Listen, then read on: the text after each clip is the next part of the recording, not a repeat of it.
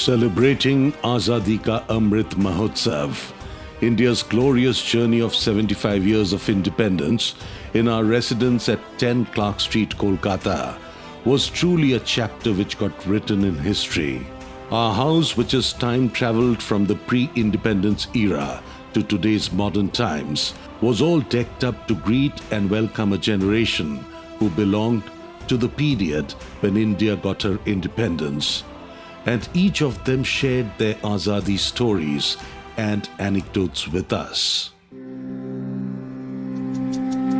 Born on 2nd October 1940 is Prithwish Dasgupta, who is also called Mahatma, jokingly by a friend's wife. Graduation with honours in economics and post-graduation in economics from the University of Calcutta, ACIS London and DSW. Worked in a research institute and 3 private sector companies.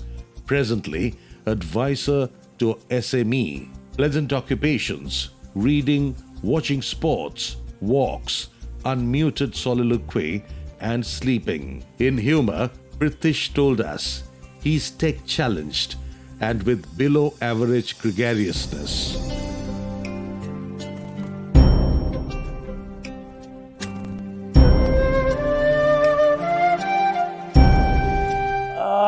In 15th August 1947, I was nearly 7 years old and my sister 9. We took part in the Prabhat Ferry organized by our Munimala. Prabhat Ferry means procession at dawn. Munimala was the name of a chain of clubs for children and young persons founded by a person who was universally known as Sopun Buro. Sopun Buro is what? An elderly dream merchant. 2 other anecdotes spring to mind. Unfortunately, they are both related with the ongoing riots.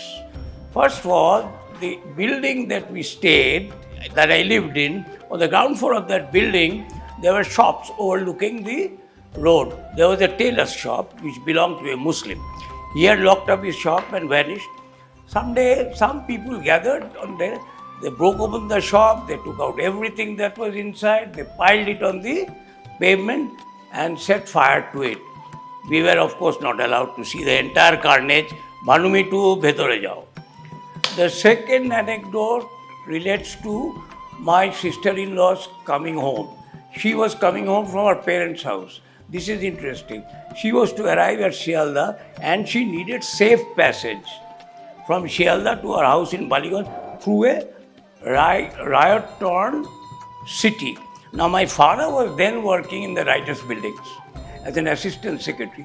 Those were days when protocol was not that strong, and my father was anything but a timid person, and desperate situations called for desperate solutions.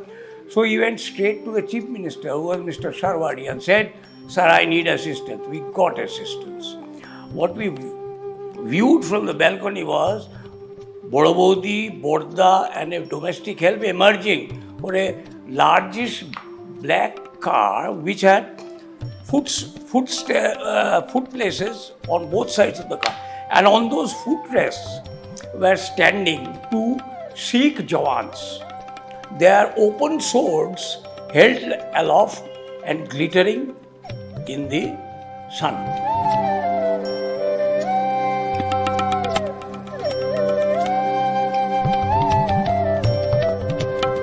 I have thought about it. One thing I want is less inequality, economic inequality. You see the gap between the rich, the middle class, the lower income group and the poor, that should reduce. India is not doing so badly in terms of GDP growth, but the fruits of growth is accumulating in the hands of a few. Now, I don't want a communistic solution to this. The communist solution to eradicating poverty is to make everybody poor. I do not want the pyramid to be flattened from the top. I want the base to rise. The second thing I want is, I want a more harmonious India.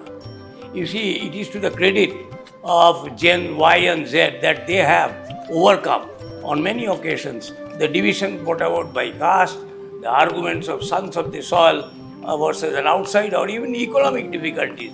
But another dissension is raising its ugly head.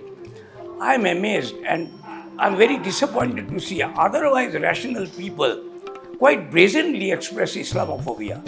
Can we think of India without the contributions of Muslims in any field? By the way, the function at Red Fort, where the flag is hoisted, is usually started by a Shehnai recital by Ustad Bismillah Khan. You mean to say someday somebody will call that music jihad and replace it by the sound of dhols? I have nothing against dhols. But a dhol is a dhol and a shehnai is a shehnai. Third thing I want is, I am tech challenged. So sometimes I get bothered with technology. But I know technology is good, I welcome it. But it should not be unbridled. It should not enter our lives at a pace at which it is. I don't want human beings to be overcome by robots, which seems a possibility if I were to believe some of the doomsday specialists. Last thing I want is, I want children to be connected with nature in an institutional way.